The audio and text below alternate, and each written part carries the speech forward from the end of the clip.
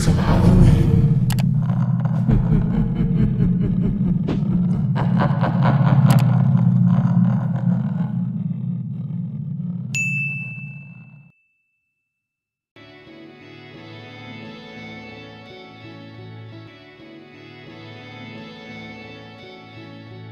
My brother and I often enjoyed swimming in the local lake near our childhood home, especially in summer. Doug was 11, and I was 13 on the day when we experienced something worse than any ghost story. I had always been a strong swimmer, and had won many awards and trophies in our summer carnivals. Being a typical boy, Doug always wanted to race me, and every time we made it to the river, he teased me further. On this day, we decided to go further down the banks, seeing as a family was having a barbecue at our usual spot.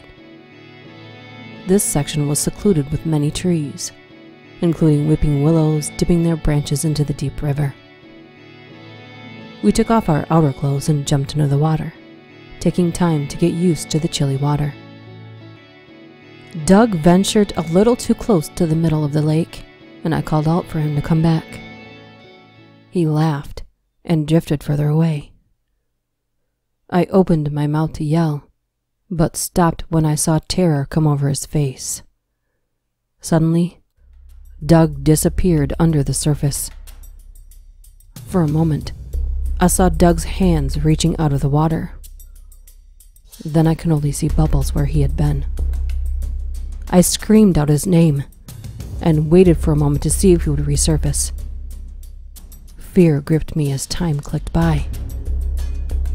Diving in a frenzy, I swam over to where Doug had been. I surfaced and dove many times but couldn't find him.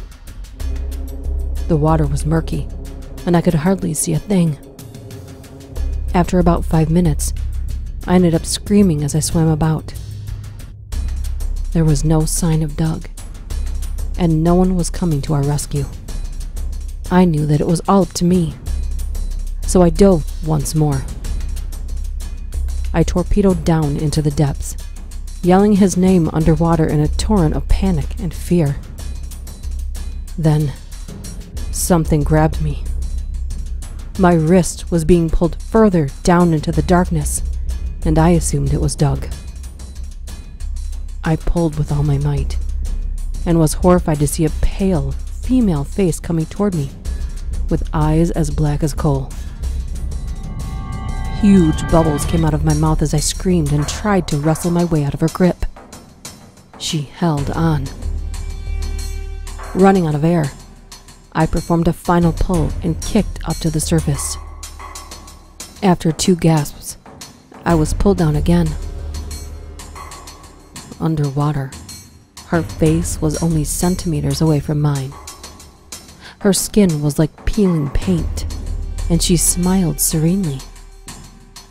Her glassy black eyes bored into my soul.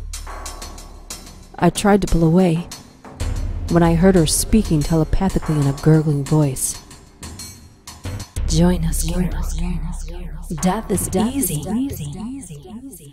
Screaming and writhing around, trying to wriggle out of her grasp, I saw her mouth open in a horrible grimace. Her nose wrinkled like a dog about to growl, and her needle-like teeth gnashed and snapped at me. I was able to bring one of my knees up and lodge my foot against her spongy chest. Then I kicked hard. I was out of breath when I broke to the surface once more, only to feel her claws in the flesh of my hips. Crying for Doug and sure that I was about to die, I grabbed her hands and pushed them off of me. I wasn't prepared for the sudden whirlpool I found myself now in. This monstrous girl was wrapped around me. Her face inched toward mine, and she was now screaming, "You cannot escape me. You belong to us now." Then I passed out. Nothing but darkness filled my mind, until I saw a beam of light breaking through, and I woke up. Crying and spluttering, calling out for Doug, I heard his voice. He was looking down at me on the banks of the river. I wondered where the black-eyed ghost was and where she'd gone. My brother told me that he'd save me, but I still believe she's out there, waiting.